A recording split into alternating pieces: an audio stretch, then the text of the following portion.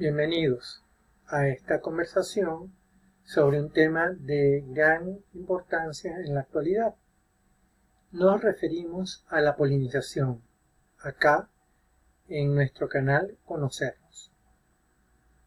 Este video tratará sobre ese tema que hoy en día ha cobrado vigencia debido a el grave problema de la extinción de muchos de los agentes que actúan como polinizadores de plantas tanto silvestres como naturales, como cultivadas, para distintos fines de la población humana. Comenzaremos definiendo lo que es la polinización, que es el transporte de los granos de polen desde las anteras de los estambres, que es la parte masculina de la flor, hacia el pistilo o parte femenina de la flor de una planta de la misma especie. Las plantas han generado distintas maneras de llevar adelante este proceso. Y como dice el título de nuestra exposición, lo vamos a referir específicamente al Parque del Este de Caracas, también conocido como Parque Generalísimo Francisco de Miranda. Este parque ocupa una extensión de 82 hectáreas y fue diseñado por el arquitecto paisajista brasilero Roberto Burle Marx, junto a Fernando Tavora y John Stoddard. Jugó un papel muy importante el botánico Leandro Aristigueta en lo que significó la búsqueda de distintas especies que hacen hoy vida en este parque. En este espacio se representan distintos ambientes de la flora venezolana, como lo son el jardín xerófito, el jardín higrófilo, la sabana y el jardín del bosque tropical lluvioso, acompañado de una pequeña pero variada colección de animales.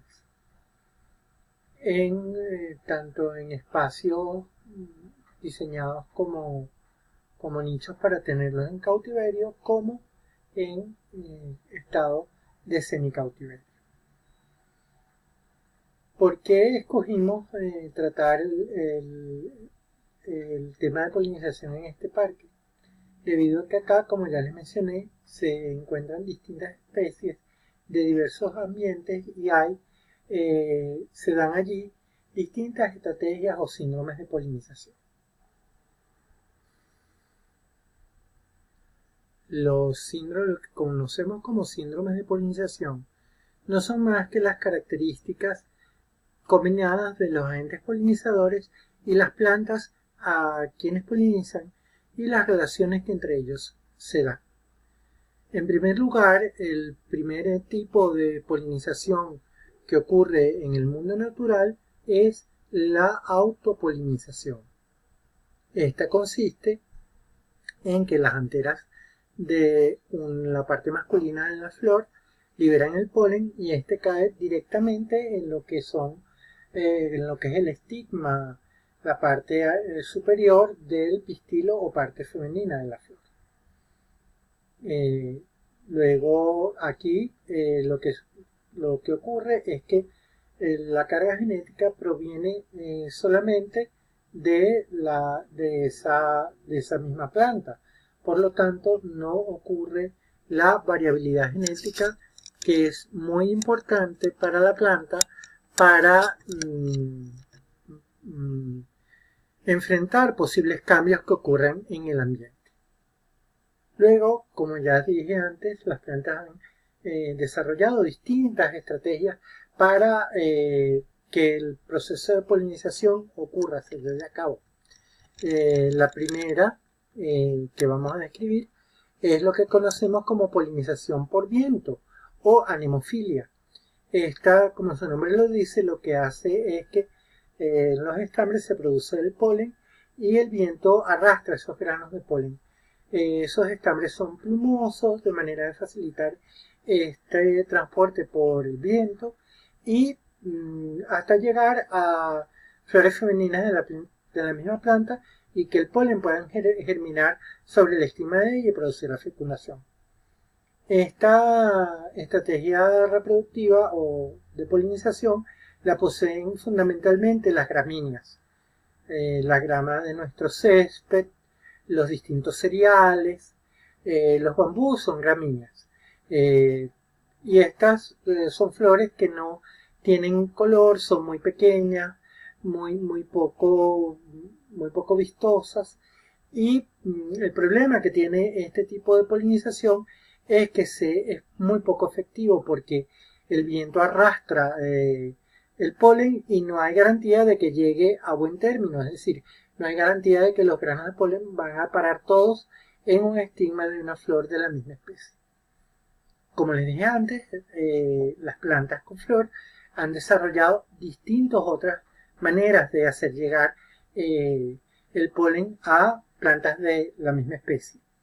Y vamos a nombrar muy brevemente esas maneras. La primera es lo que conocemos como zoofilia, que significa polinización por animales. Dentro de la zoofilia tenemos lo que se conoce y está representado en esta lámina por entomofilia, que es la polinización por insectos. Entre ellos tenemos fundamentalmente, o la más conocida es las abejas, también tenemos las avispas, las moscas, las mariposas diurnas y nocturnas, los escarabajos, entre otros insectos. También dentro de la zoofilia o polinización por animales tenemos otros que sirven como agentes polinizadores.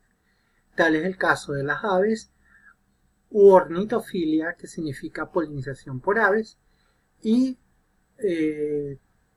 algunos mamíferos e incluso reptiles. La más conocida es, o por lo menos aquí, en el trópico de América, en el neotrópico, la más conocida es la polinización por colibrí. Distintas especies de diferentes especies botánicas son polinizadas por estas pequeñas aves que se caracterizan por un vuelo, pueden mantener el vuelo horizontal por bastante tiempo. Sin embargo, hay otros pájaros, tanto acá en el neotrópico como en el trópico de África, Asia y Oceanía, que hacen las veces de polinizadores. También son un poco menos conocidos y a veces llama la atención que los murciélagos hacen las veces de vectores de polinización. Esto es bastante frecuente ya que, a diferencia de lo que se cree, los murciélagos se alimentan, entre otras cosas, de polen. Hay especies que se especializan en alimentarse de polen y por esta razón funcionan como vectores de polinización.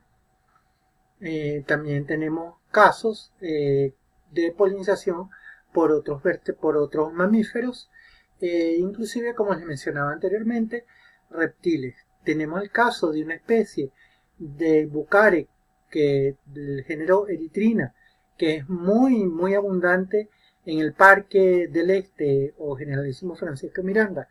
Los árboles, los bucares, hay una especie que no habita acá en el parque, pero que está redactado en la bibliografía, que es polinizada por una especie de lagartijo. Bueno, estos son, a grosso modo, los distintos vectores que intervienen en el proceso de polinización.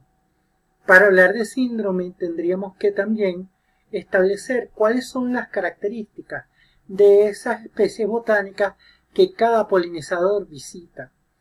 Como les he mencionado, estas características sirven para atraer a un determinado polinizador. En muchos casos, esa atracción es específicamente, aunque vienen distintos visitantes a la flor, y esto hay que tenerlo claro, porque la flor la planta invierte mucha energía en producir recompensa para ese polinizador que va a contribuir a que a que se pueda efectuar el proceso de reproducción. Sin embargo, vienen muchos visitantes a comer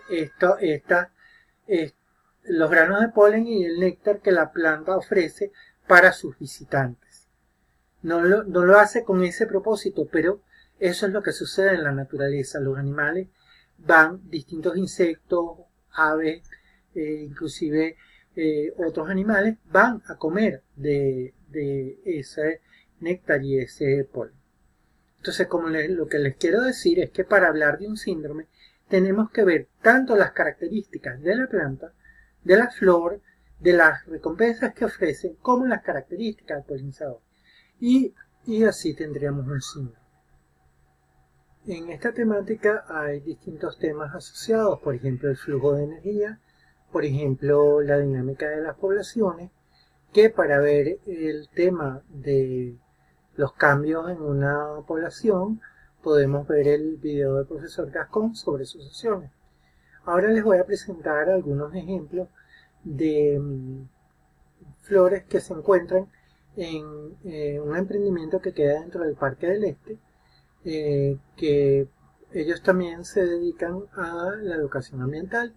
Allí podemos ver que tenemos un árbol que se llama Curupita guianense, que es esta flor que está arriba y a la izquierda. Es una flor muy llamativa que produce muchísimo polen y es visitada por distintos insectos, entre ellos escarabajos, pero que se ha determinado que quien la poliniza es fundamentalmente un murciélago. En el centro tenemos lo que aquí en Venezuela se denomina riquiriqui, que por esas brácteas que no son flores sino hojas modificadas de color anaranjado, atraen como polinizador a un colibrí. A la derecha tenemos a la alpinia, que es una zingiberal, también es polinizada por los colibrí. A la derecha abajo tenemos un ixora que está tapada por la imagen de la cámara, pero esta planta, que es generalista, es polinizada por mariposas y por otros insectos. En este pequeño espacio que ocupan las corocoras tenemos diversos ejemplos de distintas estrategias de polinización que podemos estudiar sin movilizarnos mucho. Por eso les planteo lo importante que es el espacio del Parque del Este, donde están representados distintos hábitats venezolanos, y allí se podrían hacer observaciones sobre distintos síndromes de polinización. Queda la invitación para temas como la coevolución, la extinción de los polinizadores, que es el tema que mueve a iniciar las conversaciones acerca de esta temática, y otros interesantes aspectos que podemos seguir apreciando acá en nuestro canal Conocernos. Les habló el doctor Antonio Alfonso. Mi correo es ajalfonsop@gmail.com. El Alfonso es con Z. Gracias y hasta una próxima oportunidad.